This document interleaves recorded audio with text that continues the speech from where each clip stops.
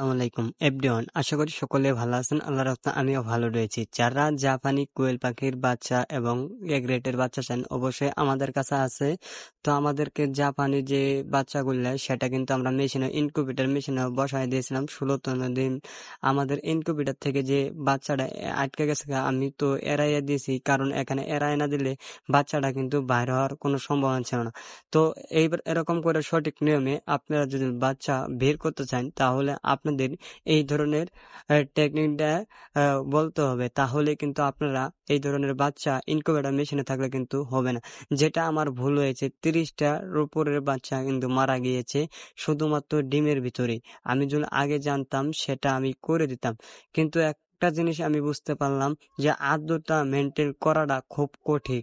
আমাদের ভোটারে যে দেখতে পাচ্ছেন কত সুন্দর, মাশাআল্লাহ বলবেন, বাচ্চাগুলো কত চঞ্চল ভাবে ঘুরতেছে এবং তারা কিন্তু খাদ্য এবং পানীয় কিন্তু খাবার পায়। ঠিক আছে, তো আপনারা যদি কাল সঠিক নিয়মে খাদ্যর পাত্র যদি কাল ভালো দেন, ইনশাআল্লাহ আপনাদের বাচ্চা কখনো হবে না।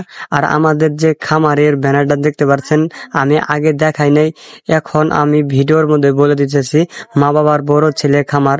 তো ইনশাআল্লাহ আপনারা দোয়া করবেন আমাদের খামারটা যেন, স্বপ্নের খামারটা যেন বড় করতে পারি আপনাদের সাপোর্টে। আর আপনারা দেখতেছেন আলামিন ব্লগ 20। তো আপনারা এটাকে সাপোর্ট করবেন। আমাদের ব্যানারটা দেখতে পাচ্ছেন যে মাশাআল্লাহ ব্যানারটা। তো আজকের ভিডিওটা এই পর্যন্ত ছিল।